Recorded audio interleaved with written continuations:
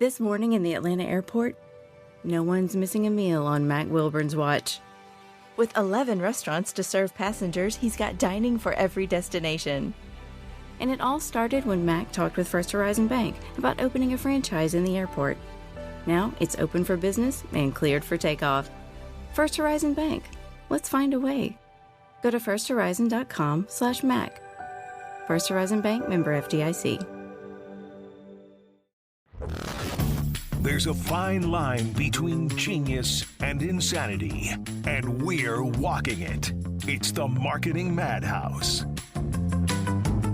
I'm Moira Vetter, your host for the Marketing Madhouse, where we talk about how the world is changing marketing and sometimes how marketing is changing the world. Today, my guest is Tim Hernquist, Director of Product and Business Management at Jabra, and a good friend. And we're going to be talking about hybrid work and how that has impacted everybody, but including the marketing profession. But first, tell us about you, Tim. What's your background in business and in marketing? Well, first of all, thank you for having me here, Moira. This is really exciting, and I'm really excited to hear the next sessions of your podcast. It's going to be good fun to listen to and pay attention to. I'm really a product and technology person at heart and have been my whole life. I started my career at Sony because I loved the Sony TVs back when I was in college. Yeah. And worked there for a long time, and as a product person mainly. And at one point in my career, I got tapped to become the marketing guy, and I have had this marketing, let's say, fascination ever since. I've really started to try and bring the product and the marketing together to help me tell more stories. After that, I went to Carrier, where you and I met, and I got involved with Moto, but that was also very much a product and marketing related role. Today, I work for Jabra, and I'm the North American lead for product and business management, which means I'm thinking about how these products that we make affect people's lives. Yep. It's kind of the same thing as marketing. You know, you need to think about what's going to be good for people, right? And deliver those stories to them. Who's the human being that uses this, and how? Why is it compelling? Yeah. So let's jump right in. Let's talk about hybrid. So hybrid is here, right? We've had an interesting few years. What are some of the challenges that this has presented, not just to marketing, but let's just talk generally, people affected by hybrid? Yeah. Some people say that this is the greatest work experiment we've ever done in the world. You know, it being suddenly thrust into an environment where, you know, the tools that you normally have when you go into a workplace are no longer there. Right. You're trying to reconfigure your own home to suddenly be where you can also work. Yep. And then, juggling all of the things that go around with that has been a drastic change for everyone. And as we've gone forward and the pandemic has subsided and we started to think about going back to work, what we've learned is that a lot of that stuff is not going to change. Meetings. Meetings used to be preceded by a coffee break or a glass of water, something, chatting with friends at the office. Yep. Then you'd have a meeting in person, and then afterwards maybe you'd go out for lunch. Yep. That's not happening anymore.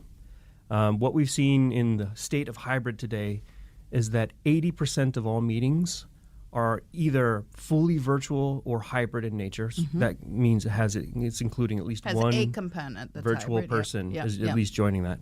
Only 20% of the meetings then are being had fully in person. That's crazy. So that is a standard that is not going anywhere. So, and thinking about how that moves us forward is important. How's that impact the marketing landscape specifically? Because obviously, I've been a marketer my whole career. It's an extremely collaborative profession, and that's not to say that aspects of it aren't hybrid. We have global clients that are all over the world. But, talk a little bit about that. How does this dynamic specifically impact marketing teams? Yeah, I think that's a great question. I think about that a lot, too. Creativity is a group sport sometimes, Sometimes you have to, throw an idea out on the table and watch people's reactions in real time.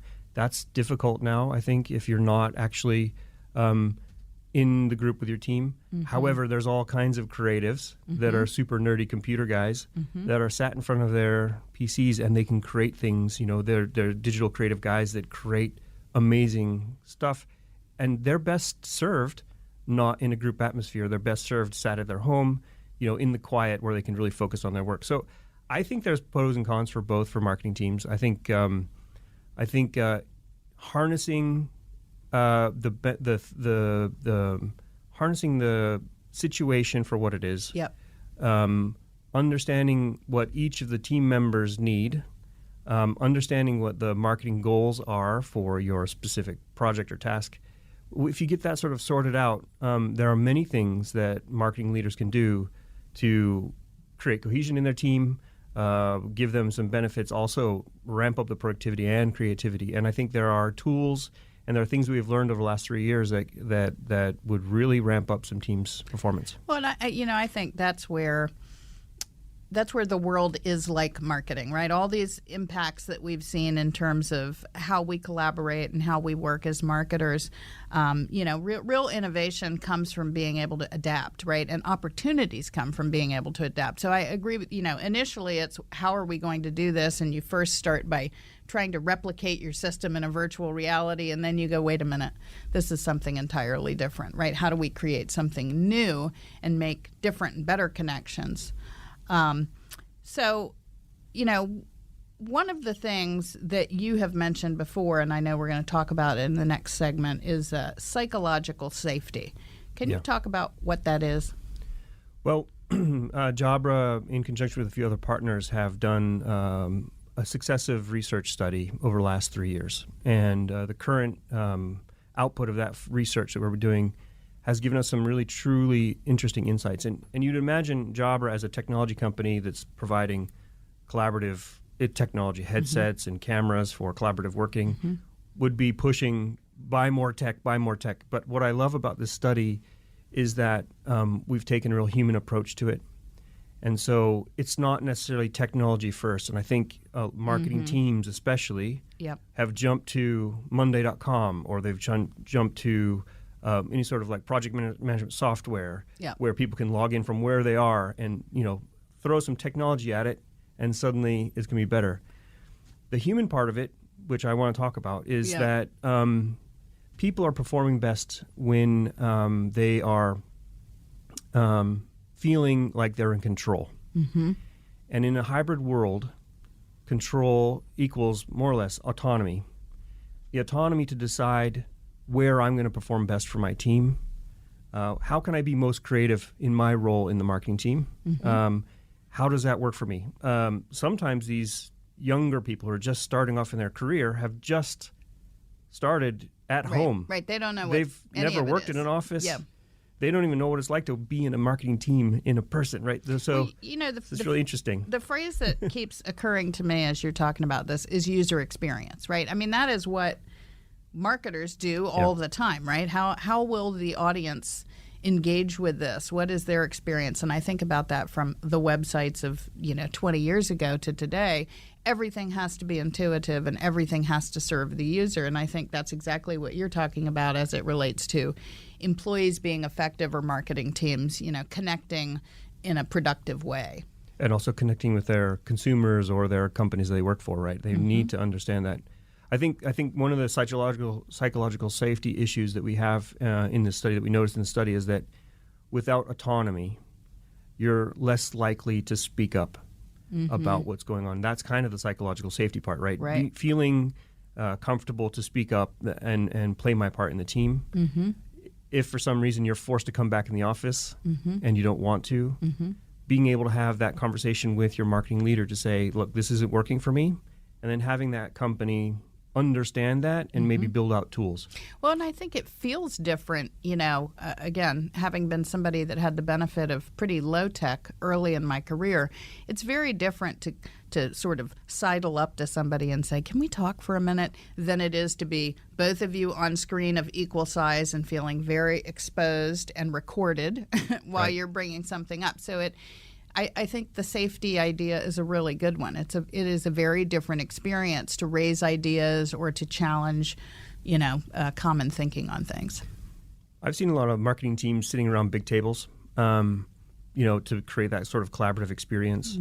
And then suddenly we're thrust to work from home, People built up their home offices to be exactly the way they like it. Yep. And now they're being asked to come back into a barren, wide table with other people in front of them. It's a big shock to the system. And I think we have underestimated how much people have created their own creature comforts at home.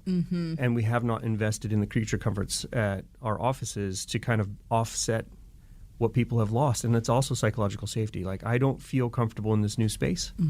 What can we do as companies and marketing leaders to say, hey, marketing team, we used to sit together in a really tight group.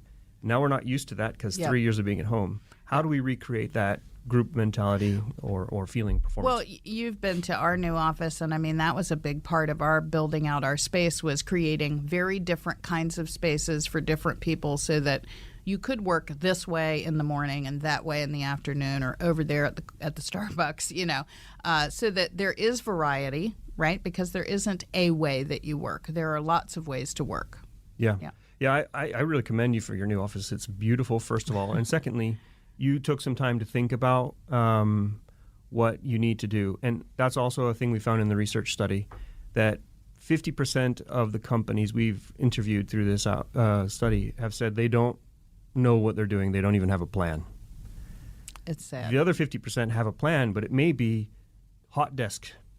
Come in and just work in hot desks over here because we have now collaborative spaces, meeting rooms with cameras and audio technology and stuff. Yeah.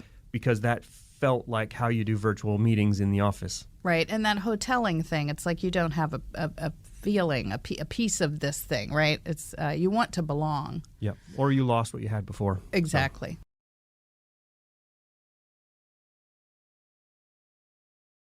So we're talking about psychological safety. Let's just talk a little bit more about the work dynamics. And, I know you've done a lot of research because you've been developing products to sort of address this, but talk a little bit more about the dynamics between individuals and leaders, that your solutions are intended to help with. Yeah. I'll try and bring it back to marketing as well, because I think marketing is really important in this kind of hybrid world. Yep. What we learned is the autonomy part is a really big word in our research, and the autonomy part doesn't mean you can let your marketing team do whatever they want to get the job done, right? It's just giving them the ability to choose how they want to do their work, and it's about having the marketing leader create a framework, I think, for that team. So what are we going to do? For example, some of the assets we're creating are going to be digital tools. So webinars, that's like the one thing that we do tons at my office. How do I get an exciting webinar? How do I get more than 500 people join the webinar? That's a really hard thing to do. Well, I just to when you bring up what are we going to do and things like webinars, I remember at the very beginning of the pandemic, obviously we support large B2B organizations, and they're accustomed to their salespeople going out into the field and having long meetings, and they schlep their wares and all these one-on-one kind of real life presentations. And that was a real wake-up call in terms of not just marketing but selling, right? How are we going to sell? And also the you use the word autonomy, right? Are people prepared to be that autonomous, right? What is this going to look like? What are they going to say?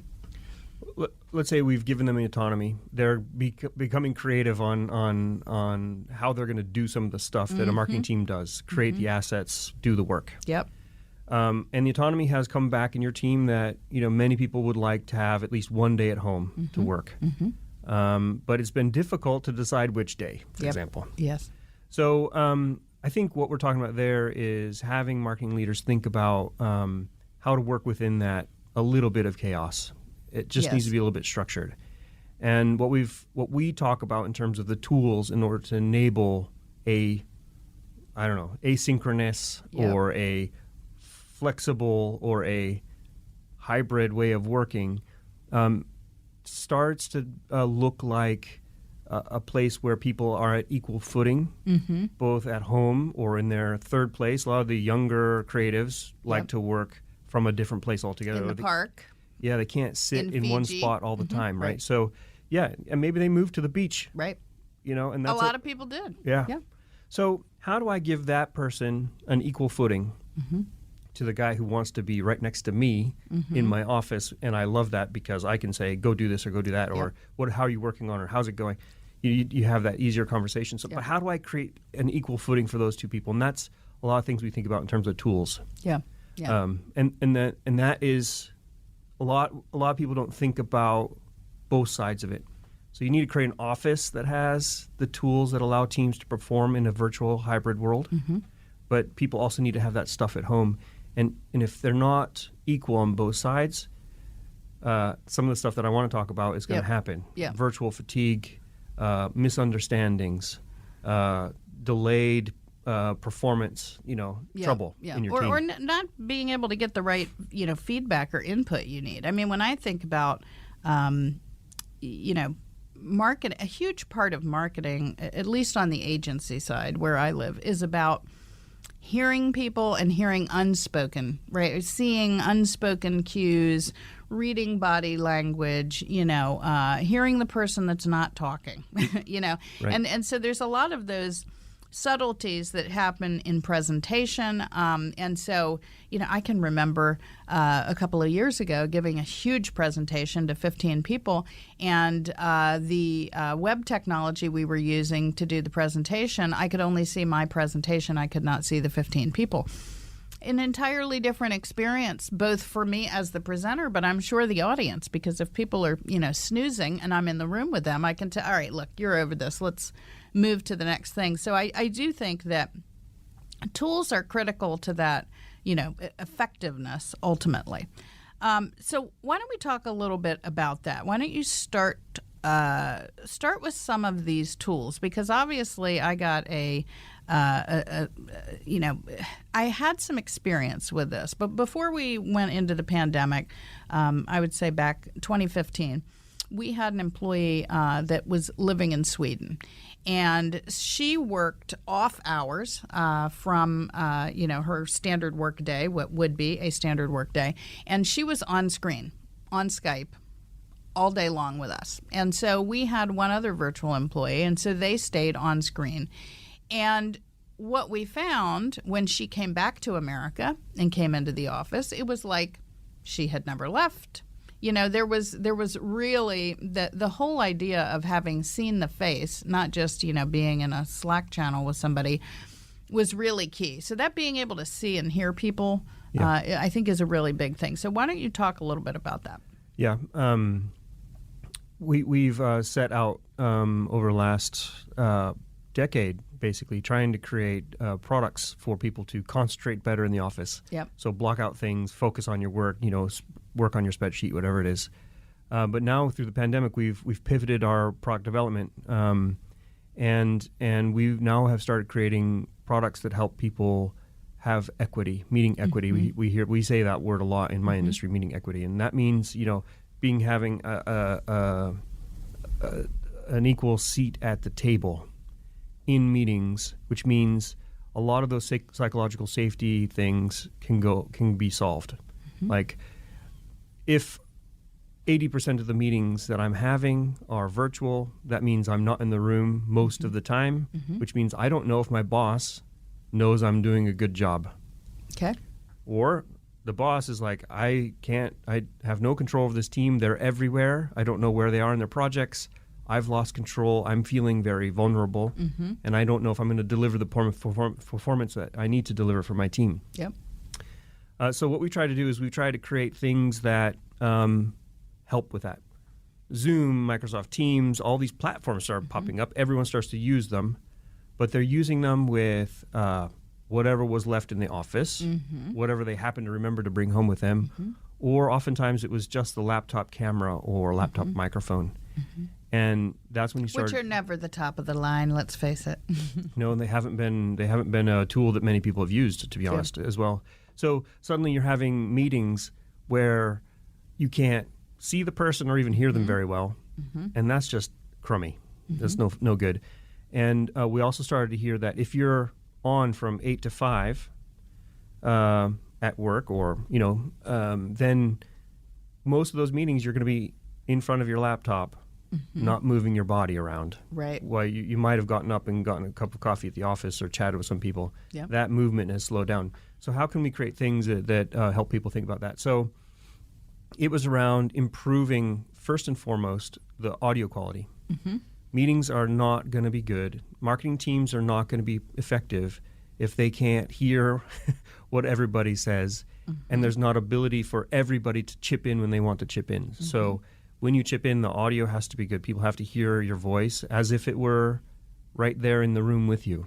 I wish you could fix the person that's at home that has terrible internet, because that also is a real disruptor. Yeah. We're doing a lot of interviewing for new hires or the presentations that I'm talking about, and when the person sounds like they're in the bottom of the ocean, it really disconnects you from the situation. And that's when you start to hear the word virtual fatigue. So the hearing and being heard part is absolutely crucial. You can't have a meeting unless you're talking about something, right? So that's absolutely crucial. So we've done a lot of technology around background noise cancellation through fancy microphone technology. And what that's doing is, in the past, before the pandemic, we had microphones that could drown out office noises. Yeah. Chattering and typing on your laptop, etc. And now we've had to change our microphones a little bit because the soundscape has changed so drastically. Now you're having a doorbell ring or a blender go or dogs barking. That's the most kind of common one that people hear. But those things have to change. So we've worked on improving our products to make sure that those types of soundscapes can all be managed equally, so people can be wherever they are. Secondly, it's about portability and battery life. If you're on the go now as a marketing person, 3 days in the office, 2 days at home, or maybe 2 days in the office, 2 days at home, 1 off day at your client, learning about, having a weekly meeting, you need technology that you can take around with you. And so it has to be portable and usable there. I think that's a great point. Even in our office, right, because we're extensively back in, where we're work from home 1 day and we're in office 4 days. And so you'd think, oh, I'm back, I plug in my computer, but I'm constantly moving with my computer, right? You're taking that computer so that you can be in a web meeting here. We've just put monitors in our phone rooms. That technology does have to be charged and ready to go. And I have been in those meetings where, I'm in the middle of a, say, podcast, and I have 1 minute left on this machine, right? What am I going to do? What are you going to do? Yeah, some of the ways we've done that is given it a whole week of battery life, and also still works if you've got it plugged in. Some really smart little software things that really help the hybrid worker do better. One of the things that you said that caught my attention is the term meeting equity. It's obviously, it's not a term you hear all the time. And, obviously we talk a lot about diversity, equity, inclusion, belonging. So tell me how meeting equity is not just throwing around a feel-good term, right? How do you deliver meeting equity? Yeah. So most of the conference rooms that people have meetings in are what we call bowling alley style. They look like a bowling alley. There's the boss, like you would sit with your team at the top of the table, and everyone would sit down the bowling alley on each side. And then you tend to all be looking at a TV in the front of the room, and that's where the camera and the audio would be for your meeting to talk to the hybrid people, because there's going to be, as you know, 80% of the time, someone virtual in your meeting. So in our case, we'd have the CMO is sitting down at the head of the table, and then all the different marketing team members, product marketers are assembled on sides. The crazy thing is the camera is limited to physics, right? So the person at the end of the table is also the farthest away from the camera, which makes him also or her the smallest person in the picture. Right, from a perspective standpoint. And if you're the most important person in the room, but you're the smallest person in the room, the people on the far end joining your virtual meeting can't see you, can't hear you. It's not equitable. You're not equal. It also pertains to the people around the table. As you go back, people get smaller and smaller, further away from the microphone, and you're suddenly not participating very well in your meeting. You can't speak up. You don't have the autonomy. You don't have that psychological safety to be part of the team. Right. So what we've done is we've built some amazing technology using artificial intelligence. Who doesn't use that these days, I wonder? But we have that, and very strong processors in our cameras, in our audio bars that that are now doing things like beam-forming microphones, so they're able to track the speaker around the room, and wherever you are, you get heard equally. I'm just thinking about, there's one part which is making sure you're drawing the furthest person away into the thing. But I think one of the things that is an advantage of these technologies that doesn't always exist in the real world, and it's not often you're going to hear me knocking the real world because I am an in-the-room girl for sure. But, there are really soft-spoken people and there are shy people that are never heard. And, some of these technologies, you have an equal place on the grid. And, I am sure that some of these technologies are designed to pick up soft-spoken people. Can you talk a little bit about some of that? Because I'm sure we all have been in meetings with a person that you couldn't hear. Yeah, we do. We have a voice normalization technology, and I do it as a demo a lot in my product demonstrations, where I can shout at my speakerphone and I can whisper at my speakerphone, and the person on the other end hears it the same way. It also processes the volume from the other virtual participants and delivers it to me in the same way. Now, see, that's really useful for marketers because we're so used to getting yelled at, right? And so it could just sound normal, right? Go. You're not yelling at us. What is this concept? But it's just just talking to me. Exactly. I think the audio, I've talked a lot about the audio. That's really important. The video part is also important, like how you show up. We know that three times more engagement happens when people turn their cameras on. And I don't know if your marketing team turns their cameras on a lot. I know we're all on all the time. That's very good. Not many people are asking people to do that. As soon as you go on video, the engagement shoots through the roof. You can actually have a conversation even though you can't be in the same room. So I highly recommend going for video. And then the video needs to be smart. It needs to do the right things. It needs to optimize the lighting so you're not dark. A lot of those laptop cameras, they put you in backlighting situations and you look like a shadow and nobody knows who it is. Right. So that needs to optimize the light. Secondly, needs to follow you around. So if you move your body, it keeps you in the frame. That's really good because people, if you imagine you're a CMO and you're doing business reviews for 6 hours that day. Yep. It's hard to sit in your chair for 6 hours and pay attention and look like you're paying attention. Yep. I love our little camera because it follows you. So when I slouch to the right, it follows me just that ever so little bit, and it looks like I'm paying attention. Well, it's very useful for people like me because, entrepreneurs that are always moving around and fidgety. I mean, constantly moving and trying to get comfortable. You brought up a great point, which is just getting up off your butt and moving around, right? Having the freedom to feel like you can shift and adjust. I spent a lot of time stuck to the screen, and really, honestly, trying to find some variety where, You're going to love this next thing I have to tell you. So especially for pitches, marketing pitches, I know that you're going to do some pitches as your marketing team. You're going to pitch to your boss to see if they like the idea. You're going to pitch to a customer. You have to make it happen sometimes. And it takes body movement and body language and all these things. So facilitating a session to understand what engineers are trying to do. Exactly. If you're using a camera that is using some sort of fisheye technology to capture more of the room, or it can't manage the light. Yeah, ours can't keep up. Like it's moving around, but it's delayed, and by the time it gets to the speaker, somebody else. Yeah. And how's your customer going to perceive that, or how's the other person on the other end going to perceive that? Your marketing team's effectivity drops immediately because of that. What we try to do, there's special technology that we have, of course, but what we try to do with that technology is ensure that we keep 99% human fidelity.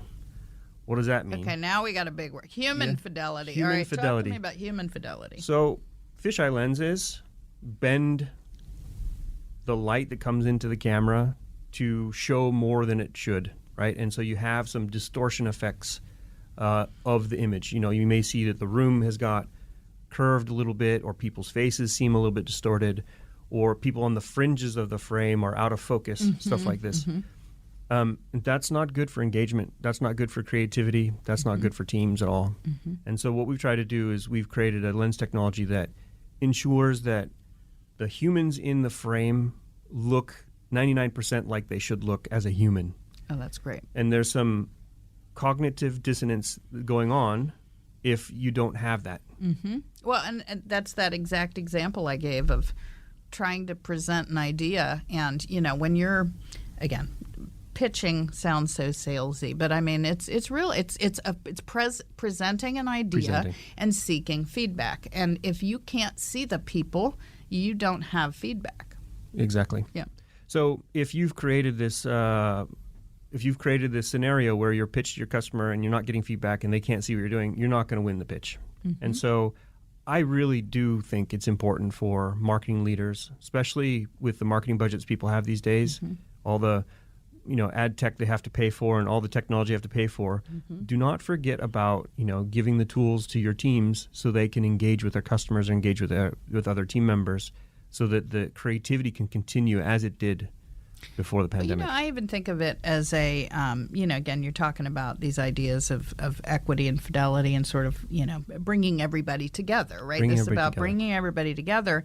And I think about, all the time that marketers spend with the marketing people, and then these few times they get to spend with the salespeople or the engineers or the end consumer and market. And if you can make those people feel as special, as heard, I think it does bring all those other people that probably should be heard a whole lot more, it brings them in and it makes them more a part of what you're doing as a marketer. We say stuff like hear and be heard, see and be seen. Mm-hmm. If you're doing those things and you're a marketer and your job is to deliver leads to the sales team, imagine if you are being heard and being seen and can hear and can see, and you're just able to do your job better. You deliver the leads like the sales team wants you, and they're happy to see you then at that point. I think that's quite a good recipe in the end. As we wrap up this section, what is some advice that you have for business owners? Because obviously you've talked a lot about the challenges and you've talked about tools and techniques, but either a business owner or a marketing team lead, what are some things they should be doing? Yeah, I think first and foremost is to go back to the autonomy. It's not give away the keys to the car to your team, but if you're going to build tools for them to be successful, to do the things you're asking them to do, you have to listen to them to find out how they would like to do that. Right.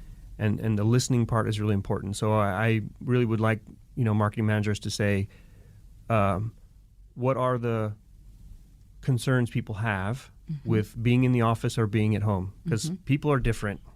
So what are the concerns?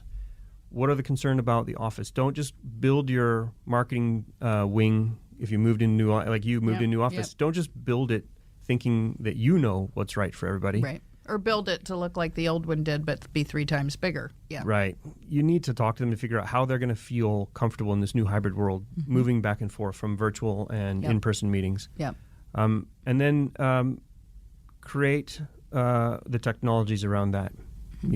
I think that's the most important thing that I've learned through this research. It's not like, hey, you need to buy the new stuff from Jabra. That's, of course, what I need to do in the end. But I think if you're serving the human needs, if you're using technology that creates human experiences, if you're bringing people together, everybody wins there because you're gonna do a better job. I think you make a great point, and I feel like there's a lot of commonalities between this office of the hybrid future and marketing, which is the job is never done, right? It is always, how do the new people need to work? How does the new headcount, larger, smaller, need different places to interact? So this has been really fascinating, talking about a lot of these things and learning new terms like meeting equity and human fidelity.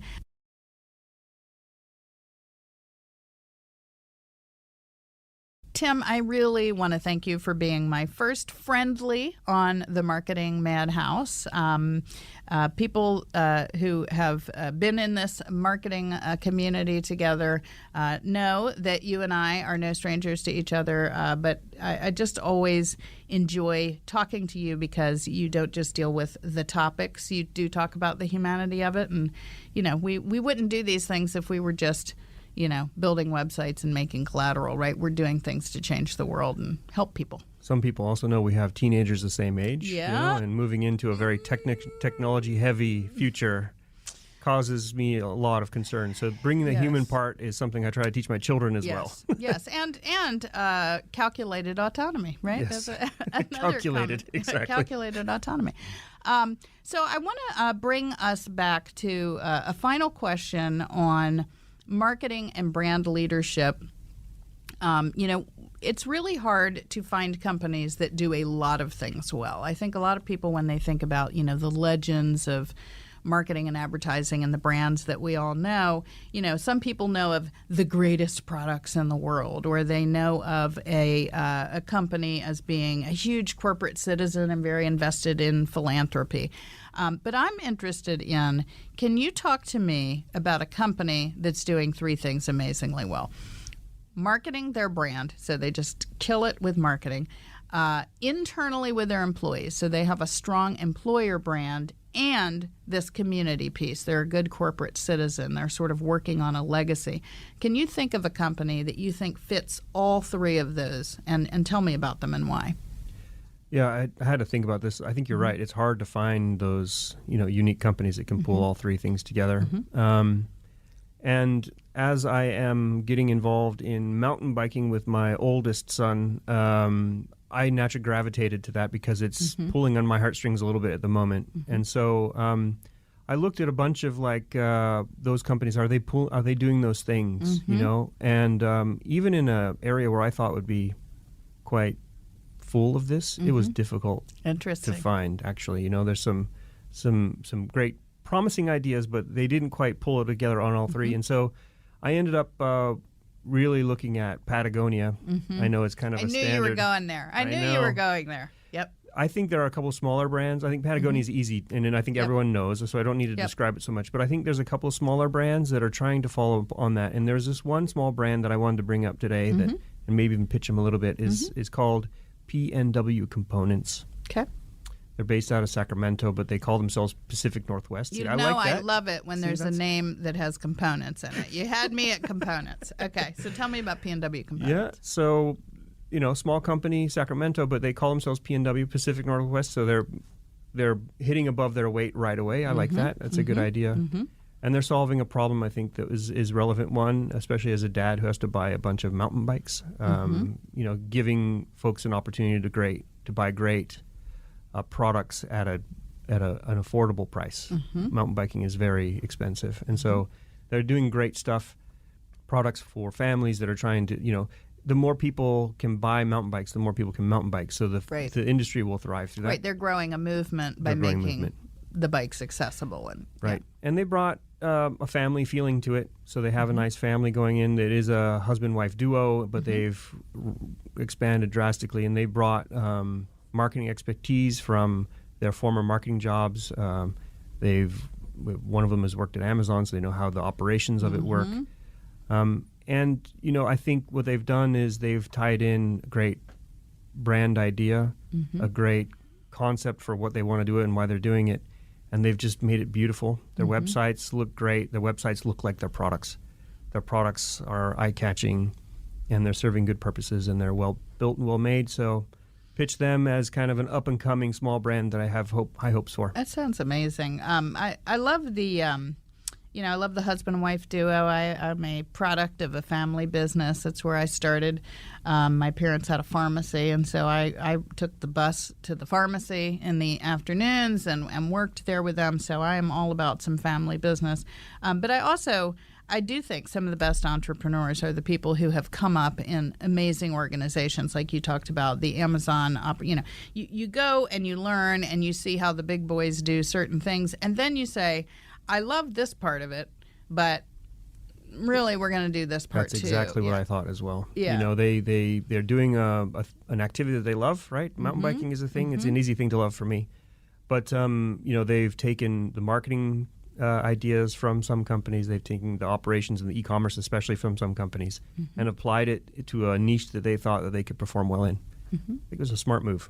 So I think that's very cool. All right, now I'm going to back you up on the Patagonia for a second, because as soon as you started to talk about, sports, and I'm picturing being on the side of a mountain or on a wave, I, went to Patagonia.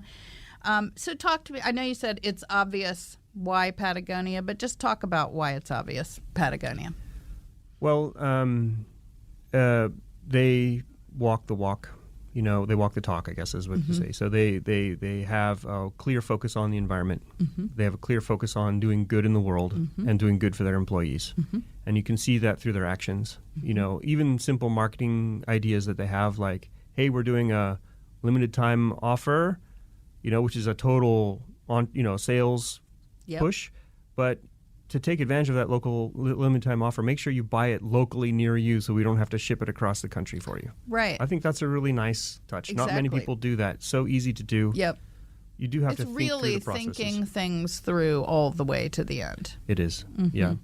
And that's what we try to do at Jabra as well. We try to not just hope that we're going to grow by 15% year on year, year after year. We actually have to plan for it. And I think Patagonia have written their values down. They understand what they are. And then they've applied those values to their brand, to their employees, and to their value to the world. And I think I see that with them.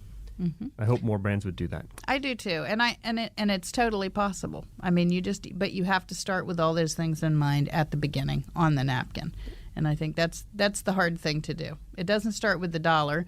It starts with all that stuff on the napkin, and then you figure out how to make dollars with it. Right. The other hard thing is walking away when it doesn't match your values. You have to be true to yourself and those values. Yep, absolutely. Well, I love that because I do think that complete picture of brand and marketing and alignment with values is the kind of marketing that I got into this business for, and it's the kind of thing that we want to talk about on the Marketing Madhouse. So, again, thank you so much to my guest today, Tim Hernquist, and we will see you next time on the Marketing Madhouse.